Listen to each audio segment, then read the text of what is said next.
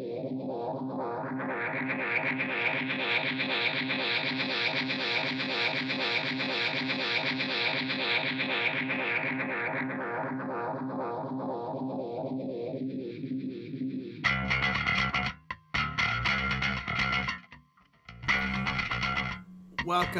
to another episode of the Daily Chat Podcast, where we talk about all things awesome and nerdy. And here we got back again, is Dan Tundis. Once again, back again. Once again, back again. Once again, back again. I'll get that rhyme scheme right. It's Dan Tundis. You need like an opening sting, like a Netflix thing. Yeah, you need like your own audio watermark when you start off these shows. We're going to get to work on that. We'll work on it. We're going to get to the lab with a pen and a pad. Venom, because you know what's in them, Venom. So, in case you can't tell by what Dan just dropped, we're going to be doing Venom. We're doing Venom. Gonna review Venom.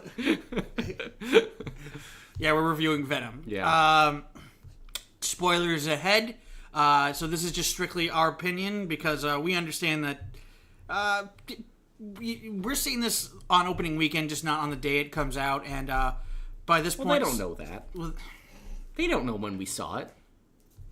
Now they do. The bottom line, the moral of the story, this doesn't drop until like Monday or Tuesday anyway, usually. Yeah, so, after you edit it because you're lazy and stuff. That is very true. Yeah. That is very, very true. Fuck you. I'm going through all the reviews from this, and it's like, it's mixed, right? It's very confusing. Like, Rotten Tomatoes gives it a 32%. The average rating is a 4.5 out of 10. The audience scored it at 89%, liked it. IMDb has it as 6.5. So it's like 7.1. So it's like, it's all over the place. It feels that like nobody can agree.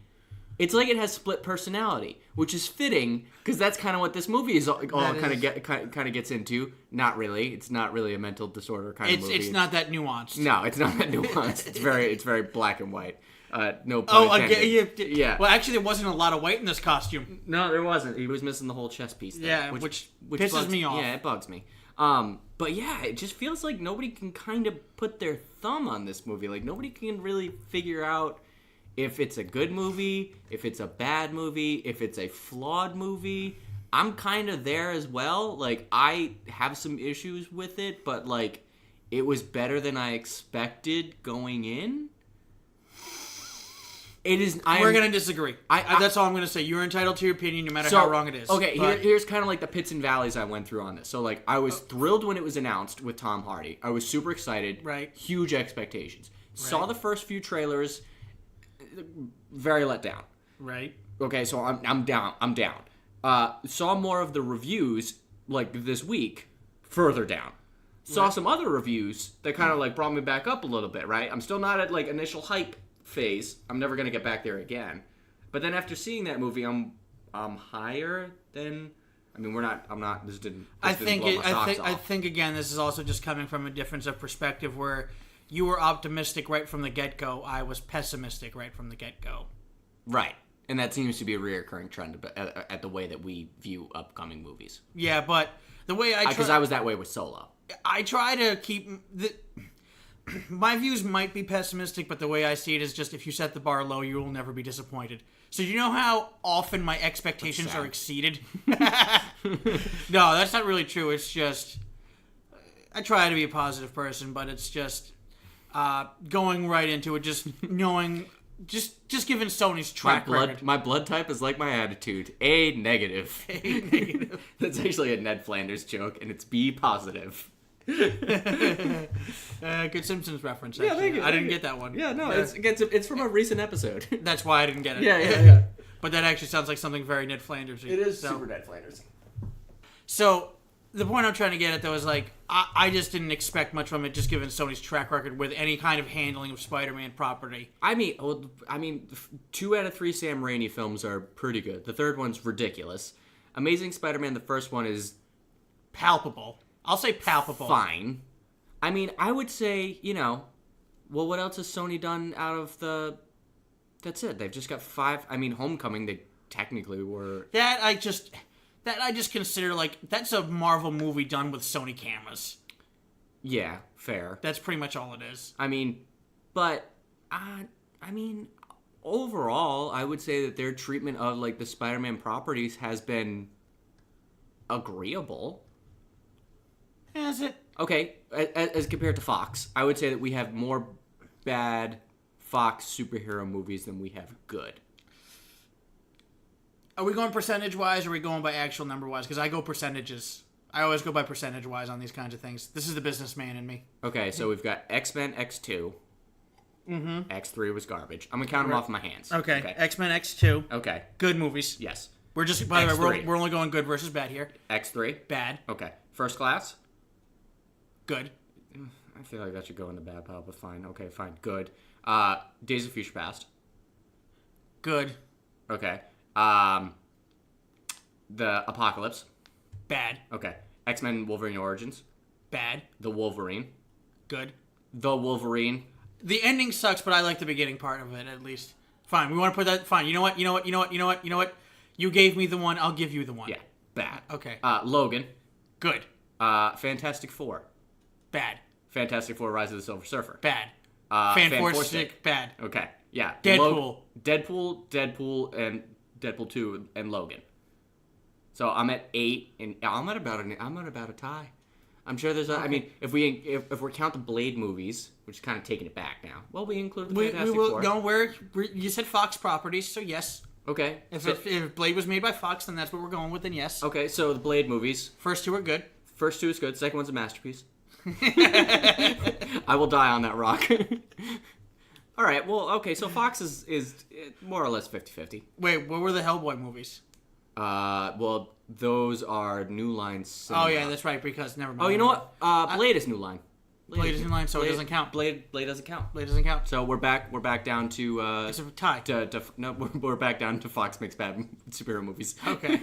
What was the final score? Just so I know. I think I had it at like 9 to 8. 9 to 8. So something like that. By a hair. Yeah, but by a very disagreeable margin. Fine. Like you could very easily count that one towards like you could count that one as like 10 to 7 pretty easily in either way. Yeah. Like those are like split. Those are split really judges' decisions. You like, really could. Whether the Wolverine and First Class are good movies.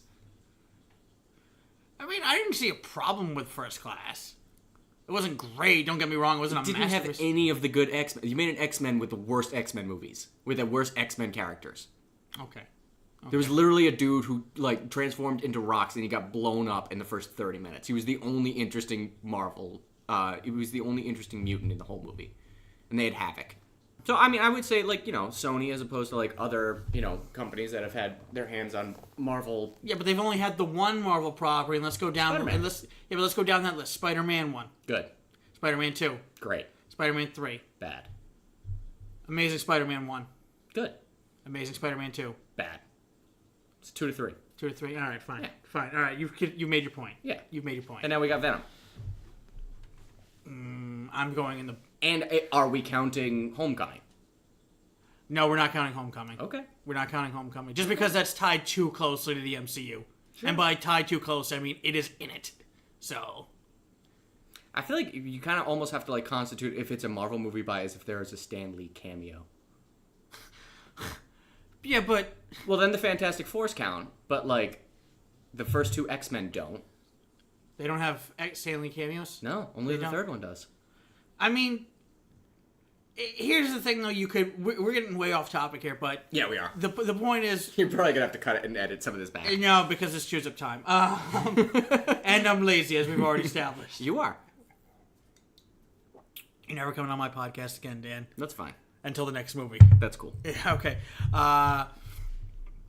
But what was I talking about again? Oh yeah. Stanley cameos. It's just that the X-Men movies are without a doubt the hardest to assimilate into the MCU. At least at this point, like the Fantastic Four, you could have taken either one of the Fantastic Four. You can slip the Fantastic Four in at any point in time. Exactly. Anytime you need something like really sciencey explained and Tony Stark isn't around, boom, Reed Richards. That just makes sense. You'd be like, oh, I got this friend. He owns like a Midtown skyscraper. Super smart, brilliant guy. Has super stretchy powers for no reason. You don't even have to explain that. Like, Marvel. Eddie Brock. Marvel, Eddie Brock. So why don't we, spoiler alert, in case we didn't already say this, I think we did, but...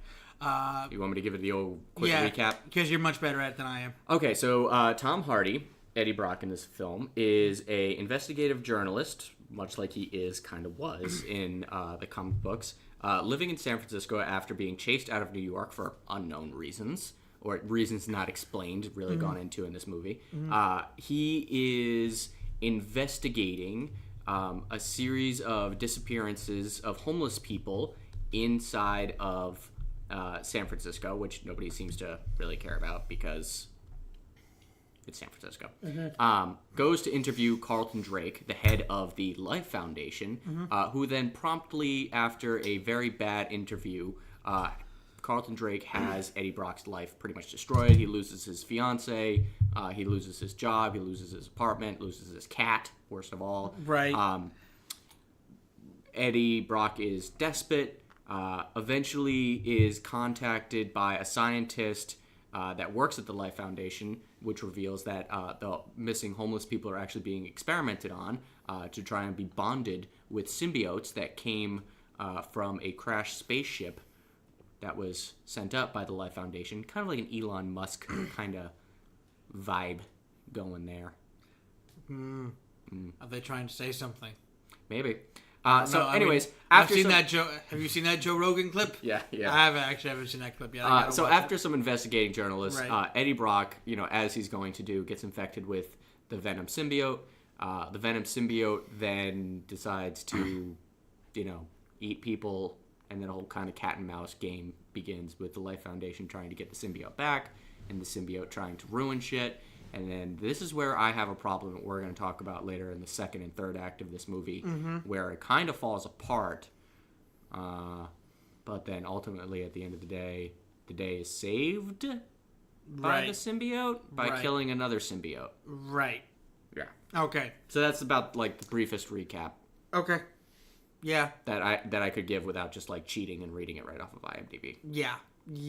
That's pretty much it. There was also this whole undertone / subplot thing involving the idea that there's a what are they called again? What are the alien species called? Is it Clintar? Clintar. Yeah. Okay, that's what I thought it was, the Clintar the species. Clintar. Yeah, which is what the actual symbiote name is. No, well, the Venom symbiote? No, like the species. Oh yes, the species name is Clintar. Yeah, the species name is Clintar. Yeah, the Venom symbiote actually doesn't have a name. No, the symbiotes themselves don't actually have names. Right. Except for one. The symbiote god. Yeah, Null. No. Yeah. Okay, we'll deal with that later. So, yeah, and then there's also this whole subplot that apparently Riot, another symbiote, has an army of Clintars? That's the kind of vibe I got. And yeah. They also said he's a team leader, as they quoted and said. Yeah. They introduced Riot by saying that he has weapons. What do you mean by he has weapons? Which I mean, I know this is a pretty stupid thing when you think about it, but at the same time, you're like, these are puddles of goop. These are yeah, but I mean, that's a thing that Carnage could always do, and it's a thing that Riot can do. It's right, a thing but the point I'm trying to get at though is Lasher and Phage could do. The point I'm trying to get at though is so you mean to tell me that this is almost like an RPG kind of a thing where you need to have that in your inventory in order to shapeshift into that item? All right, so the way that it was always explained in comics and the way that it made sense, I mean, they've kind of gone. I mean, right? It's one of these things that depending on who's writing it and depending at the time, it always kind of changed, especially after the whole Venomverse and going back to the symbiote planet and everything that they just did in the comics recently, which I'm not 100% caught up on. I'm only about halfway through a lot of that stuff. Right. The way that it was always explained was that symbiotes have certain powers and weaknesses, but then every generation gets stronger and kind of learns from past. So that's why Carnage doesn't have the weakness to fire. Right. Has a weakness to sonics like Venom does, but doesn't have a weakness to fire like Venom did. But Carnage could also construct weapons, rudimentary weapons. Where Venom, that was never really a thing that Venom could do. To a certain extent, he had some control over the appendages, goop that came out of his body. Yeah, but that was always used as more like a grappling hook, if anything. Right? Yeah, it pretty much used to just mimic the powers of Spider-Man, which was the first host that it bonded with. No, it wasn't. I know. That sucks. I fucking hate that story. I fucking hate that so much. I kind of agree with you. The fact that it was technically it was the first host of that symbiote was actually Deadpool. That bothers the shit out of me. That was so goddamn dumb, especially because like Secret Wars and that whole storyline is so huge in like the cornerstone bedrock of Marvel, like classic golden age lore. Right. That just bothers the shit out of me. I think if anything, we're still getting off topic again, but we'll go back to it just after this point.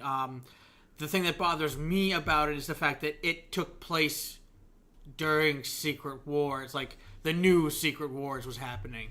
That actually confuses the hell out of me, only when I'm trying to go back and, like, read comics, that there's 2 Secret Wars, and now there's they didn't have and now there's Infinity Wars, which is not the same Infinity Wars that was in, like, 1993. It's a different Infinity Wars now with Gamora having all of the stones. Yeah, I know. Marvel, stop. Like... It's fine. I'm fine with it. I enjoy it. I just don't think they need a massive crossover event every year. That's all I'm trying to say. I mean, we do. Yes, that's what drives up comic summer sales.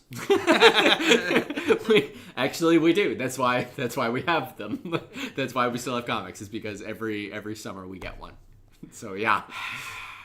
They're not always neat and clean. That's the problem. Right. Yeah, exactly. That's the problem, is that they're not always neat and clean. But like sometimes they do a really good job with it. Like I thought everything that came out of the last Secret Wars with God Doom, and when they kind of like washed away all the multiverses and got rid of the Ultimate Universe, I thought that was actually like kind of a nice, neat, clean. And they actually spent a lot of time, like Infinity, like setting that up. Yeah. To like get that done, to like go to that place. So I actually enjoyed that. Okay. To an extent. But all right. So back to this. Movie. Yeah.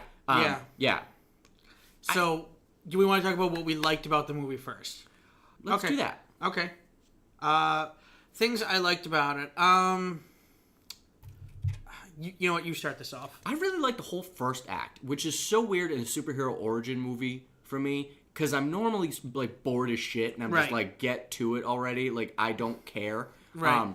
But this one does a really good job in that I was actually kind of invested, and I was actually kind of bummed that we never really came back to the whole investigative journalist side of the story. Right. Like, that's where I was actually the most interested in. Right. As we like set this whole thing up, I was like, oh, evil corporation experimenting on the homeless with alien technology? Oh, yes, no, please tell me more. You know, like I was like, all right. Oh, and it just so happens that this crazy company owns the paper. It owns the network. Yes, they did. Yeah. They own the network. And I was like, yes, okay, I get this. This is the whole... Yeah, that actually was interesting. Down with capitalism. They're exploiting the common man, you know, like, rise up. Right, exactly. Take to the streets. You know, I was all about this revolution that was about to start. Like, I was 100% in it. Okay. And I really like that part. And I think that I was kind of bummed to see it kind of fall by the wayside. I will partially agree, or not partially agree with you. I will offshoot in an agreement with you that the one thing I will actually give this movie credit for at the beginning, at the very least, was they kind of did an okay job of disconnecting the character of Eddie Brock from the Spider-Man lore. Yeah, I didn't at all ever feel that I was missing that part of the story. And I don't think I was for fanboy's sake. Yeah, for fanboy's sake. Yeah. But I think from an outside perspective, looking in, you wouldn't have to know that Eddie Brock and Peter Parker had a prior relationship for this movie to make any kind of sense. And in fact, even now in the current state of the MCU and the timing of it all, it wouldn't make sense anyways. Well, now that they're doing it, no, it wouldn't. They could have gone down that path. In fact, if anything, not since Spider-Man 3. Even the Amazing Spider-Man 2, Andrew Garfield was still in high school in both those movies. Right. I don't see a problem. Oh, yeah, that's right, because we never got introduced to a J. Jonah Jameson. That is true. You could still which I like that moment. That was kind of a nice little call at out. the beginning of the moment. Yeah, one of the astronauts you mention how it opens up with I did not mention this. Spaceship. No. Yeah. So the symbiote gets onto the planet Earth. The symbiotes, excuse me, get onto the planet Earth because rich dude who owns the everything in this movie. Carlton Drake. Carlton Drake, yes, thank you. Carlton Drake owns space shuttles that can go into space because, duh, it's in the name. And that thing comes back, crash lands on Earth with the symbiotes. And four presumed dead astronauts, but it turns out one of them isn't dead, and the one that isn't dead is named Jameson. Yeah, so that's a nice little callback to the way that the symbiote originally got to Earth. In the cartoon. In the cartoon, that's true. Yeah. How did it happen in the comics? Wasn't it the same in the comics? It was the same in the No, it wasn't. Because Spider-Man gets that suit in the Secret Wars story. Oh, that's right. Yeah, you're right. Yeah. He does get the suit in the Secret Wars story. Yeah, I like it better. Yeah, because there's that comic book. There's that cover page of Spider-Man in the black suit. Like, what? Yeah, exactly. Yeah. So that is what I will give the movie, though, is that it did a good job of disassociating Eddie Brock from the Spider-Man lore and canon. That is the big thing I will give it. Yeah. And I liked how quickly, with the investigative journalism going badly after Eddie Brock's, kind of gotcha journalism that failed with Carlton Banks, it was kind of nice to see how badly his life just completely fell apart, which is very reminiscent of Eddie Brock in the comics, and just the way that he just completely spiraled into kind of his own fit of crazy, and then found that Venom symbiote, and it just got so much worse. Yeah, right. How he just gave into the hate. That is my problem with it. Give into the hate. Yeah, give into your hatred. Do it. Do it. Do it. But that is my problem with it, though. Like, I'll hold on to that. Is there anything else you'd like to mention? I mean, I like Tom Hardy in this movie.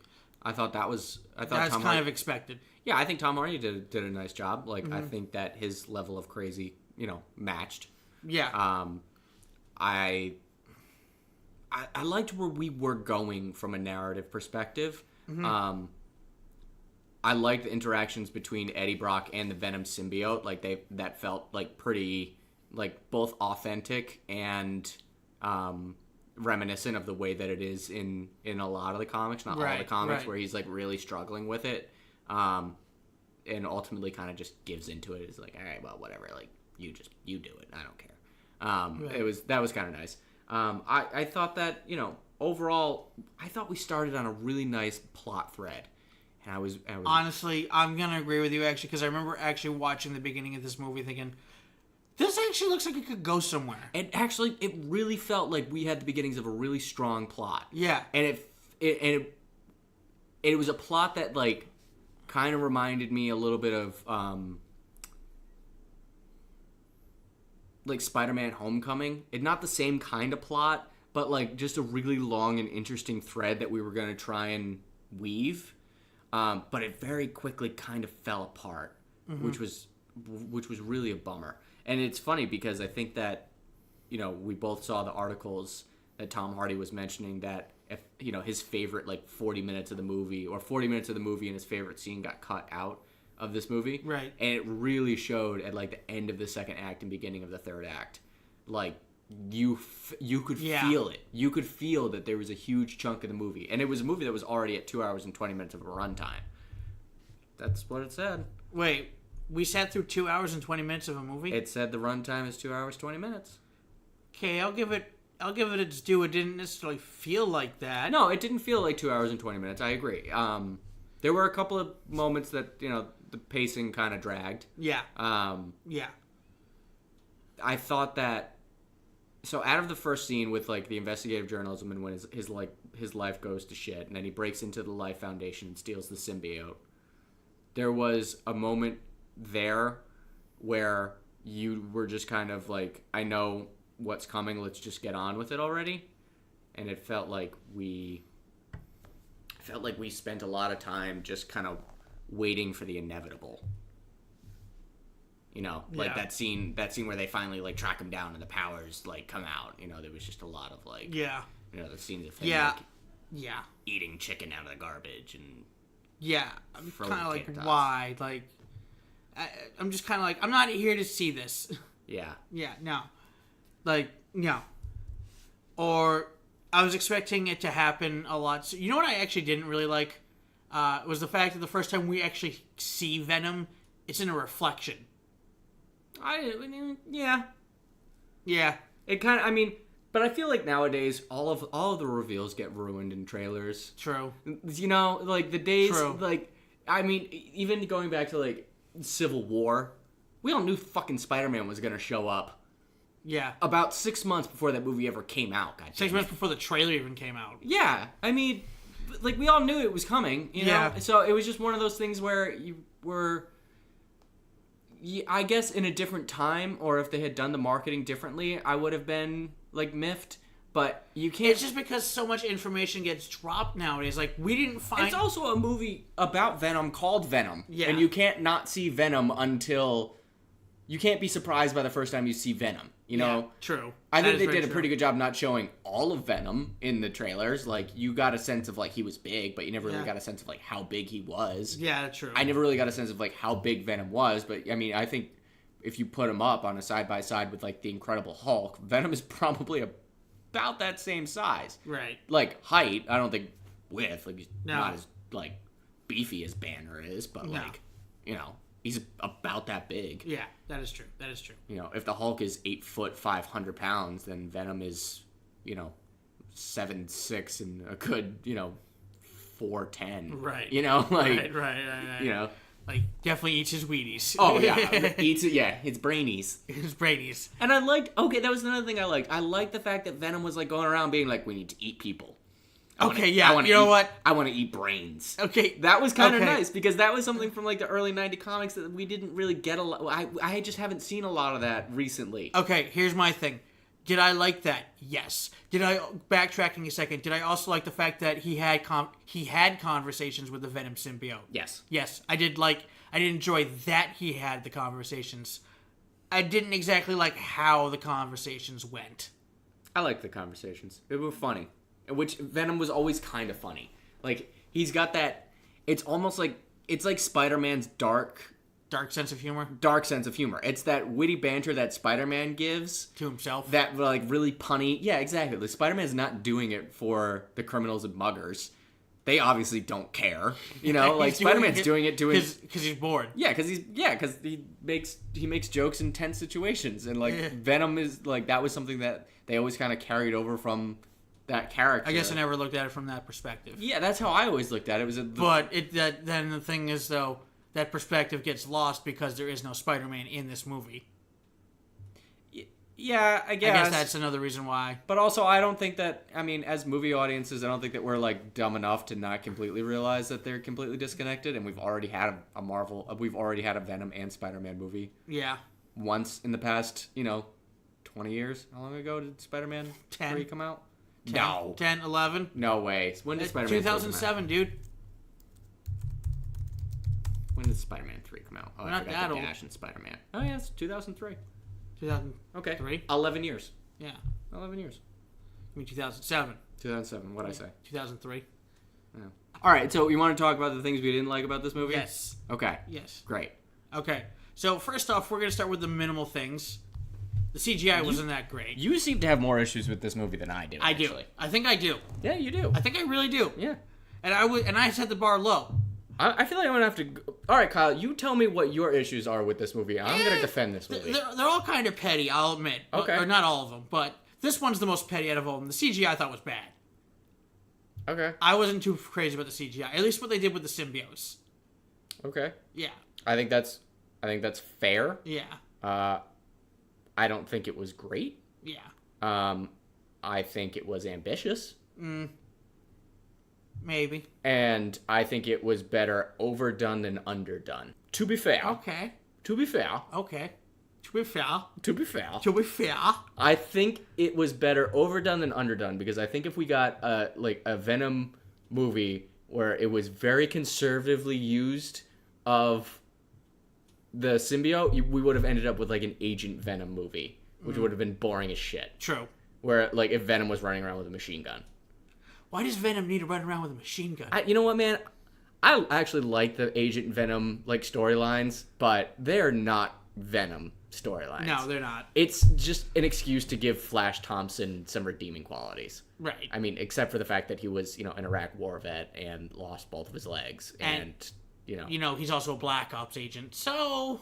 Yeah, but, I mean, it was, kind of cool. Yeah. Anyways, all right, so you didn't like the CGI. I did not...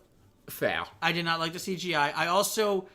I liked that they used head biting, but I didn't like it in the regards of this just kind of reminded me that this movie was probably originally meant to be R-rated. Okay, that I will agree with, because I feel like if this movie was R-rated, it could have taken certain aspects of it, because it did feel a bit like this movie had a muzzle on it in so many ways. And it wasn't that I was looking for it to be, like, more gory or more... Not necessarily, no, but... But it felt like... I don't know if it would have made the movie better, but it felt like the fact that they felt they needed to keep this movie PG-13 that... Like, they never completely took the training wheels off. Right. You know what I mean? Like, they weren't able to... They weren't willing to fully lean into... the violence and the crazy and the weird and the bizarre. Right. They wanted to be a little bit more safe there, and I think that hindered some creativity in some areas. And I don't mean that just in like the blood and gore and, guts and stuff, but it was also kind of a thing where you've got, giant symbiotes with scythes and spikes and clubs and just mauling an entire room full of people. No blood. Yeah. That's what I mean. Like, yeah, that's the kind of stuff. You called it out at the very last scene where Venom, bites the head off a dude. Yeah. And then they pan back to the wide shot. There's no body. There's no body at all. And it's funny because like the first time Venom like bit someone's head off, I was like, did he bite his head off? Like you weren't completely sure. That he did. Yeah, like until it was explicitly told to you, like, did you just bite that guy's head off? We were hungry. You're like, ugh. Okay. Yeah. But, like, show don't tell. Yeah, exactly. Yeah. I agree with you there. Yeah. That's... Yeah. Dude, I have a problem with the idea? No, not at all. I just felt like it was underexplored. Right. Is really what I'm trying to get at. Yeah. There is also the fact, though, too, that... So, I can suspend my disbelief that people would react a specific way in certain situations. I really did not feel like people had the appropriate response to a lot of things in this movie. How so? You mean audience response? Well, that was one thing. I'm talking about people in like characters in the movie. Oh, you mean actual characters in the film? Like, for example, when Annie first sees Eddie like just throwing the guards around, and then suddenly like he's like this 8-foot tall, like slimy. I think looking... we said like 7'6". I think we're cool okay. To Fine, say, like, 7'6". I think we're cool to say that like the Hulk is 8 feet. Okay. 7'6". Are we actually gonna look this up? I'm gonna look it up. All right, fine. Well, while you're doing that, I'm gonna be talking. No, that's fine. I can do two. A thing can be two things. Yeah. The Hulk is 7 feet. The Hulk is 7 feet. Okay, it's fine. So Venom's like 6'6". That can't possibly be true. How tall is the Hulk in the Marvel Cinematic Universe? He is between 15 to 25 feet tall, becoming taller the more angry he gets. That's not true. Yeah, that's 15 to 25. First of all, that's a huge goddamn range. Yeah. That's the difference between being able to be like, I can crawl in a second-story window to being, I can crawl into a third-story window. Right. That's a huge difference. 25 feet is ginormous. Right. You are a giant. Right. A literal Game of Thrones giant. Right. I don't mean that you, like, could play basketball. Yeah. All right, anyways, continue. Yeah. So she sees him transform, and I'm sorry, but my immediate reaction when I see something like that is, oh shit, I'm running away, I'm running as fast away as I possibly can. And she was all just like, Eddie, did you just transform into a giant thing? He's like, yeah. Alright, get in the car. I don't know, I just took issue with that. I also take issue with the fact that she's like, I just bit a dude's head off. And then she's like, fine with it 3 seconds later. Yeah, this is also one of those times where I have to wonder if these characters are aware of, like, other crazy shit that happens in their world. Right. You know what I mean? For, like, you and I, in everyday shit, I mean, except for the fact that we're, big comic book nerds, and if we saw that type of stuff, we'd be stoked. Like, I'd be like, did you just turn into an 8-foot monster and eat that guy? Like, yeah, yes, we did. And I'd be like, that's fucking awesome. That's so metal. And, like, I would be able to, like, probably rationalize my way through that. Be like, oh yeah, no, exposure to gamma rays. Yeah, no, that checks out. That makes sense. You know, like I'd be like, yeah, no, I get that. You know, like normal. Maybe other people would think that was weird. But you have to wonder if like these characters do live in the universe where like, oh yeah, well there was that that guy that got bit by a spider in New York and he swings around, so yeah, Yeah, like, you just kind of have to wonder if like that's what I mean. Like if that were be like, like aliens landed in New York like 5 years ago, so I mean, if that were the case, then yes, I would agree. But that has not been established. True. We don't know that they don't know that. Exactly. Fair. Yeah. Okay. So and there's also at the end where he eats. You're assuming whole. If there was no body. There was no body. Yeah, the guy that was holding up the little convenience shop. Uh-huh. And she's just like, Eddie, what did you do? He said, I had a parasite, and just walked away. And she's not like... She didn't seem that freaked out by it. Okay. She owns a bodega in what looks like a really shitty neighborhood in San Francisco. Right. I have not spent a lot of time in San Francisco, but I've spent a lot of time in Los Angeles because I live here. Right.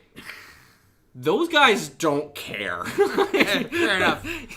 Fair enough. Like, it's like, now I don't have a problem anymore. Like I used to like update my Facebook status every now and again with like crazy shit that I've seen in Los Angeles, and I don't do that anymore because I don't see crazy shit anymore. Not that I don't believe that crazy shit doesn't happen around me. It's just you've gotten so acclimated to it. But because I just walk through life with blinders on now. Yeah, exactly. So like maybe that would have been like a point of conversation at dinner that night, but I don't know that it was much more than that. Right. Okay. Fair enough. Fair enough. I'm going at extreme lengths to defend this film, but... Okay. What else didn't you like, Kyle? I think the rest of the things I didn't like might be things similar to what you didn't like. For example, I kind of had a fan-for-stick vibe of... The thing with that movie is, it's not... The first act isn't great, but it's kind of similar to this movie in the sense that it sets up some decent ideas, and then once they get their superpowers, that's it.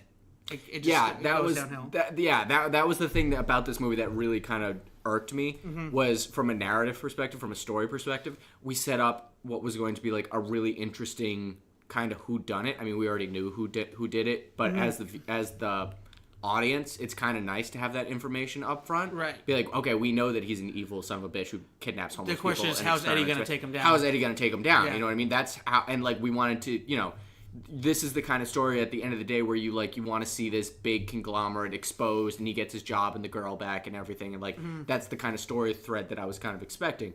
And you're right, as soon as the superpowers got involved, we just kind of went like, nah, fuck that. We don't care anymore. Right. And like as a viewer, I was like, I still care. Like I wanted to like raise my hand and be like, no, I care. Yeah. What happens? What happens? What happens to all the people that they were expecting? Like, were there more homeless people in that compound that are just now they're just like dead? Are they just sitting there like waiting around like gerbils in a cage? Like what the fuck? Like we went from like having this kind of very humanistic, like I'm a big fan of street heroes. Right. Daredevil, Jessica Jones, Iron Man, Spider-Man to a lesser extent. Street heroes. Yeah, Batman. Yeah. The vigilantes. Right. And like those are cool because those are stories that you feel like have real stakes. They have real people. They have like real... You can relate to them. Yeah. It was one of the things that I've always had problems with in comics like Thor. And like, I don't fucking care about these people. I don't care what problems the gods have. Right. I'm a mortal man. That doesn't concern me. Right. So when we went from, experimenting on homeless people in these weird cancer clinical research trials with alien symbiotes, which I was all down to buy, by the way. This is not like this was a huge stretch. I was cool with this. And then we somehow pivoted to, actually, the symbiotes, I'm just going to refer to them as a Clintar. The Clintar actually just want to come to Earth and eat everybody. Yeah. And that's now the plot of the movie. Yeah. But that wasn't even really fully developed and explored, And it was just kind of like shoehorned in there and just some like quick dialogue exposition. Yeah. Be like, oh, so there's more aliens? It's like, yeah, actually there's like 1 million of us and we're going to come to Earth and we're going to eat everybody. It's like, that's the plan? It's like, yep, that's the plan. And then 20 minutes after that, Venom decides that he wants to stay on Earth. He wants to stay on Earth because he likes it there. And because he was, quote unquote, kind of a loser, doesn't actually want to go through with Riot's plan anymore. Yeah, so kind of a loser that just... I don't like it when bad guys have petty plans. There really wasn't a plan. I mean, no plan at all. There was a plan, but it was like not. It was not a good plan. No. And it was not a well thought through plan.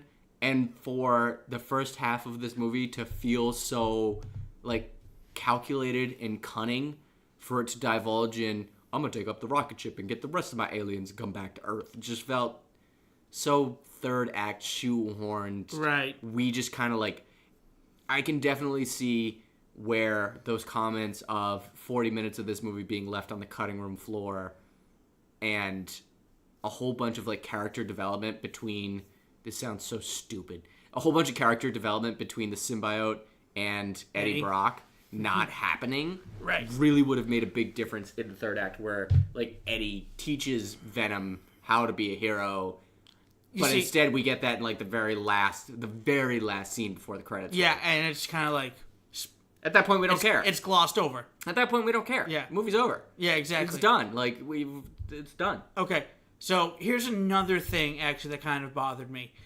You remember how I complained with Thor Ragnarok that I definitely would have enjoyed it a hell of a lot more if it wasn't for the fact that I knew the Hulk was going to be in it?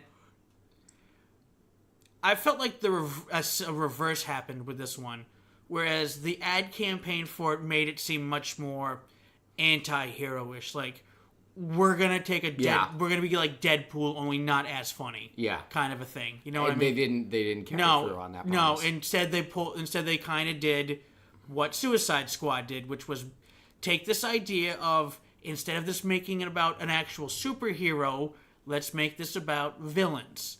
Or in this case, it was supposed to be more of an anti-hero. He doesn't really become an anti-hero.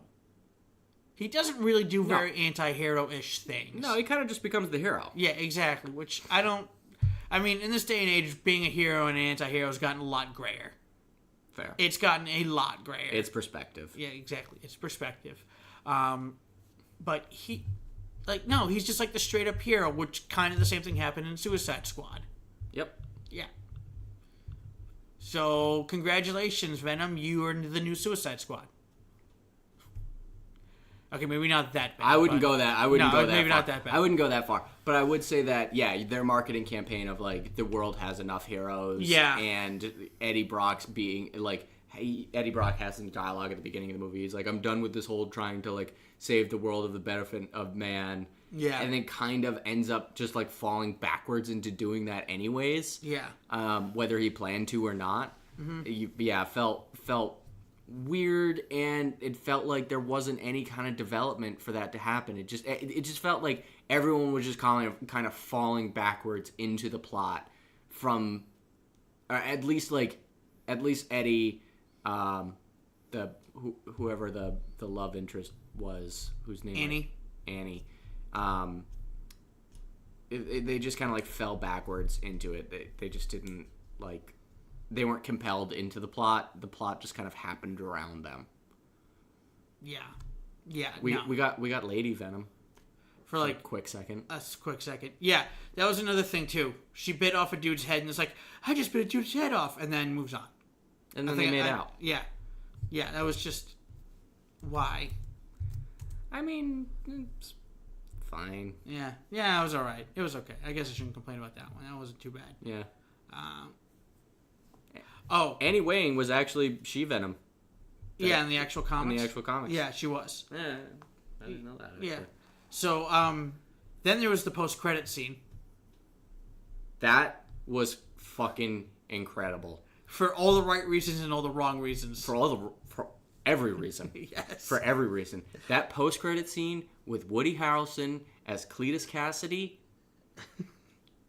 incredible. Right. That wig, phenomenal. Whoever did the hair and makeup for that scene should get the goddamn Oscar.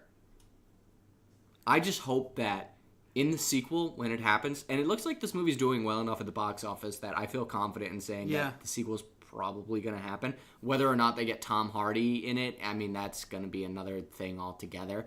But yeah, that wig.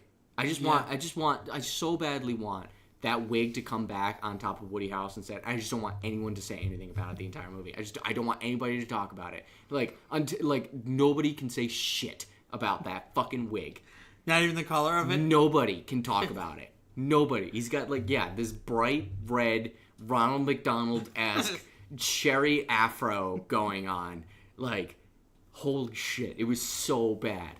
You know what? Actually, that's one thing I actually kind of had an issue with in this movie was I actually really didn't like, and I never liked this once I knew who it was, who they chose for the main antagonist of this movie.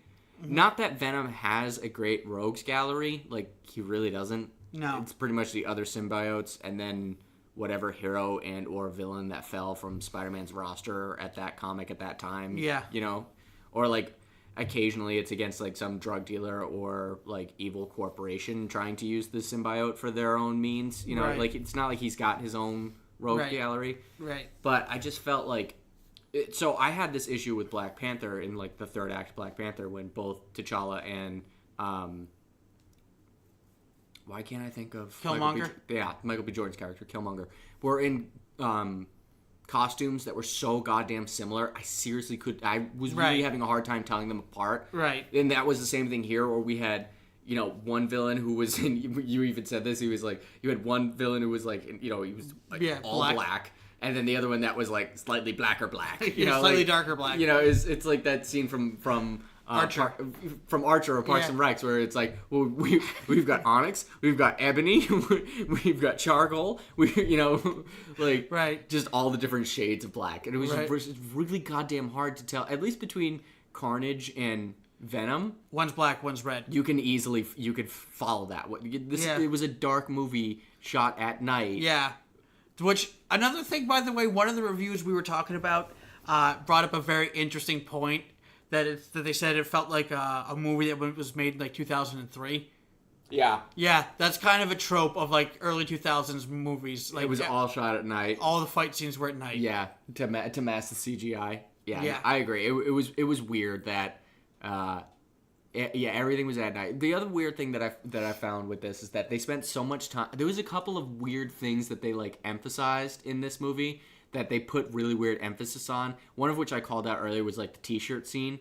Yeah. Which for some reason I don't know why, but Tom Hardy is just sweaty through this entire movie. Mm-hmm. He's just like a complete mess. Like he looks like he's weaning off heroin the whole film. Right. He looks like he needs a shower. And they make this really weird, like, stress, like, point of emphasis where Eddie Brock's like, oh, I'm going to change to the shirt. Is it okay if I change? And then, like, the next, like, 4 or 5 shots after that, they don't show the front of the shirt. And then you expect them to show, like, the front of the shirt and for it to be, like, the Venom sigil. Right. Symbiote thing, Spider-Man riff thing. Right. And it wasn't that. And it was like, why the fuck does it matter if you changed his shirt? Like, why did you even bother? Right. So that bugged me. But then the other thing that really bugged me is that they spent a lot of time and, like, point of emphasis on like the sound waves and that like sound can hurt Venom, which they did for one scene with like the MRI. Right, 2 scenes with the MRI. Okay, yeah, 2 scenes with the MRI, but only one that was of real importance to the actual plot. Like the first one, kind of a throwaway, didn't really need, except that it set up the second scene to a small extent. Yeah. So they did that whole thing, and then he was like, "Oh yeah, fire can hurt us too, like the symbiote, fire." But then in the final fight scene. Rocket goes off, and then blows up. They use the fire from the rocket to blow up, and you're kind of like, well, yeah, no shit. I mean, it's like the thing about like the Martian Manhunter, where like, the Martian Manhunter's weakness is fire. Like, fire hurts everybody. Like it's fucking fire. Like same thing with like the symbiote. Like, oh, the symbiote died in an explosion. Yeah, no shit. Everything dies in an explosion. It's a fucking explosion. Right. But the thing is, though, it's like if you can't kill it with fire. Exactly. You know, like, you're kind of like, yeah, no shit. Yeah. But the thing I'm trying to get at, the thing that bothers me, though, is like, explosions have 2 things in them. Sound, lots of it. And fire. Lots of it. And lots of it. Yeah. And those are 2 of the symbiote's main weaknesses, and lots of them. Yeah. I don't know. There was weird little, like, points of emphasis like that. They throw it out the window. It didn't, it's not that they didn't, like, they just didn't follow through completely. You know, I think of it almost like a bad golf swing. You know, like, you just didn't have the complete follow-through, so you kind of shanked it. You know, maybe you put it far enough that it was still on the green and, like, hey, good job, but, like, you're still going to end up over par. I mean, I'm assuming we're just talking like your average bad golf swing. Oh, not, yeah. Not like Charles Barkley bad golf swing. No. I'm talking about, like, your average bad golf swing. Like, so, like, I'm talking, like, you know, like, if this was a movie and it's on a par 4, you know what I mean? Like, it's at least, like, 4 strokes over. Ooh. Yeah. Ooh. But, like, I've only been golfing, like, twice. Yeah. And, like, 4 strokes over for me on any hole would be a fucking accomplishment. Right. You know, like, I am that bad of a goddamn golfer. Yeah, better than me. So yeah, I'd say that was an issue. Is there anything else we should talk about, or one thing that I want to leave off of on like the future of the Sony Spider-Man, not Spider-Man verse? Spider-Man, not Spider-Man verse. Yeah, like because we're getting the Spider-Man verse later on. Yeah, I don't know if I can bring myself to see that one in theaters. I don't know. They've already, you know, the weird, the kind of frustrating thing for me about, like, quick sidebar is that they did that in the original, like, Spider-Man show. In, like, the 1996, like, Fox ones. Yeah. And then they did that in the comics. Well, yeah, they definitely did it in the comics. Several times. They've done it several times in the comics. They've done it in The Amazing Spider-Man, the TV show. Yeah. And now we're getting a live-action movie out of it. Yeah. I'm like, whatever. I'll definitely watch it when it comes out on, like, Netflix or Hulu or whatever. Yeah. I'll definitely watch it. Mm-hmm. But I just don't know that that's going to get my $18. I think probably the next thing that I'll go see in theaters will be, like, Overlord. But as far as, like, the future of this whole, like, Sony, not Spider-Man, Spider-Verse thing, so part of me is kind of very much like, please just give this back to Marvel and Disney and just let them have it. But I also know for a goddamn fact Marvel is never going to have Venom in a movie. I would bet dollars to goddamn donuts. Too dark. Spider-Man has a dark side. He does, but he has enough, like, light and fun. Yeah, exactly. But still dramatic characters in his rogues gallery. They don't need Venom. They really don't. They can get by for years on Doc Ock, Green Goblin, Mysterio, the Shocker, Electro. Need I go on? The Scorpion. Rhino, Kraven, like Vulture. They've got years of, like, they could do Sinister Six movies. For they've set up a Sinister Six movie. I know, but they could do Sinister Six movies for the next 6 fucking movies before they get tired of material and have to bring in a Venom movie. They won't. They will not touch it. It's like Marvel won't make, like, a new Blade movie. Right. You know what I mean? Like, it's just, it doesn't fit into their, we can't sell merchandise off this because parents are going to be pissed off. Like, that's just not going to happen. So for that reason and that reason alone, like, I'm cool with it. I'm cool with, like, Sony doing some stuff with it. That said, if this is, like, the high watermark of caliber of films that we're going to get, give it back. like, give it back. We can't do this a lot. Like, no. I can defend Venom because I really like Venom as a character. So do I. But I can't defend it too much. Yeah, right. So, with that being said, shall we give it our ratings? Yeah, okay. Yeah. So, Dan, you go first. Oh, I gotta go first. I want to hear yours. I'm giving it a solid, just like 5. Yeah? 5, and to be honest with you, I think that's being a little generous because there were definitely, like I said, that first act was actually good. Yeah. That first act set up a lot of things, and I'll admit, for the most part, we didn't really get too far into it, but some of the action scenes, although may have dragged on for too long, I did like... Oh, that was one thing we didn't talk about. Yeah, some of those action scenes were way too fucking long. The one in particular that I can think of was the motorcycle scene was too long. God, that went on forever. I didn't mind it when he took down the SWAT team scene. No, that was fine. That was fine. That was okay. That didn't bug me. But then when he was fighting on the shuttle, yeah, back to what you said, that was just confusing as all hell. Yeah, I also just think it's, like, highly irresponsible to be launching spacecrafts right outside of San Francisco. That just seems super irresponsible. Yeah. They usually do that shit out in the middle of the desert. Like, I've been to Cape Canaveral in Florida. It's in the middle of goddamn nowhere. Yeah, exactly. Like, there's nothing around it. Exactly. I mean, it's a good 45 minutes to Orlando, but, like, yeah. It's out in the middle of marshland. Yeah, exactly. Who cares? Yeah. Yeah. So I agree with you on that one. That was just bad on fake Elon Musk. Yeah, that's bad fake Elon Musk. Yeah. I want to be able to rate this movie higher because I think that it had some positive things going for it. Yeah. Where it falls flat on its face for me was that from like a core narrative perspective, it never told a story. Like I said, it just felt like all of the characters just fell ass backwards into the plot. And they're like, oh, I mean, it was literally almost personified. It wasn't even almost personified. It was literally personified by the Venom symbiote being like, we're in control now. And that's what the whole movie felt like. Yeah. It felt like someone else like took control of the movie and was like, now you're looking at this, and now you're looking at this, and now you're gonna see this. Like I didn't feel like I was at right. I didn't feel like I was ever in control of the story that was like unfolding. You know what? As you say that, 4.5. I'm gonna go with like 5.5. I think you should see it. I think it was good. I'm being a lot harsher on my ratings recently because I feel like I have had a tendency to rate highly for movies that maybe shouldn't have gotten that high. Yeah, I feel like I've done that a few times too. Yeah, like I think I gave like Guardians of the Galaxy Volume 2 like 9 out of 10. Which looking back at it, I cringe and I'm like, okay, yeah, maybe like 7.5 out of 10. You went down that far, huh? What? No, just like I feel like overall, like after seeing like Infinity War, you know what I mean, which like now kind of like sets like a new high standard. You know, like Black Panther probably gets like a 7 out of 10. Yeah. You know, like Guardians of the Galaxy Volume 2 probably gets like a 7.5. I gotta go back and rewatch some of them now. You know, like some of the I'm trying to think of like the other like Ant-Man and the Wasp definitely gets like a fucking 5. Yeah. That movie was like I liked it, but it was just okay. You know, it's funny.